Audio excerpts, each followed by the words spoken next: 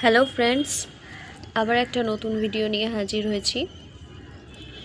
আজকে তোমাদের বলবো যে জবা গাছকে তোমরা এই গরমে যদি জবা গাছে এত ফুল পেতে চাও, সুন্দর সুন্দর ফুল পেতে চাও, তাহলে কি করবে কয়েকটা ঘরোয়া টিপস তোমাদের দিই। জবা গাছে দেখো এত কুড়ি, সুন্দর কুড়ি পেতে, গাছ ভর্তি কুড়ি, গাছ ভর্তি ফুল পেতে চাও যদি, তাহলে তোমাদের কি করতে হবে, আমরা যে শাকসবজি খাই তার যে খোসাগুলো ফেলবে না, সেই খোসাগুলো জলে ভিজিয়ে রাখবে।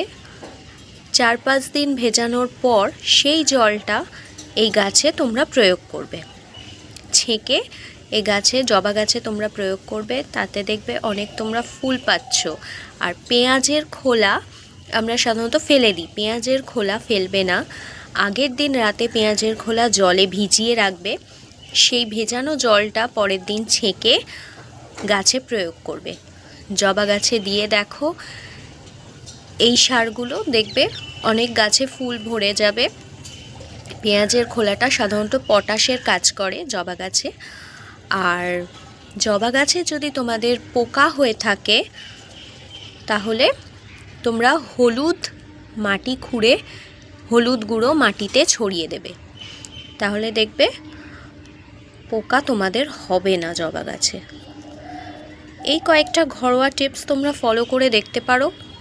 আমি উপকার পেয়েছি, তাই জন্য তোমাদেরকেও বলছি। আর একটা জিনিস, খোল পচা জল, খোল ভেজানো জল যদি তোমরা 1 সপ্তাহ খোল পচা জল রাখতে পারো, খোল ভিজিয়ে, সেই জলটা তোমরা জবা গাছে প্রয়োগ করতে পারো, তাতেও কিন্তু খুব ভালো ফল পাওয়া যায়। দেখো আমার এই গাছটাতে কুঁড়ি অনেক আছে, দেখতেই পাচ্ছ। আমি ঘরোয়া পদ্ধতিতে কয়েকটা টিপস ফলো করি, তোমাদেরকেও সেটা জানালাম, তোমাদের সাথে শেয়ার করলাম। যদি তোমাদের ভিডিওটা ভালো লেগে থাকে, লাইক কমেন্ট করো। আর যারা এখনও আমার চ্যানেল সাবস্ক্রাইব করোনি, তারা অবশ্যই চ্যানেলটা সাবস্ক্রাইব করে দাও। এই ছোটোখাটো ঘরোয়া টিপস পেতে চাইলে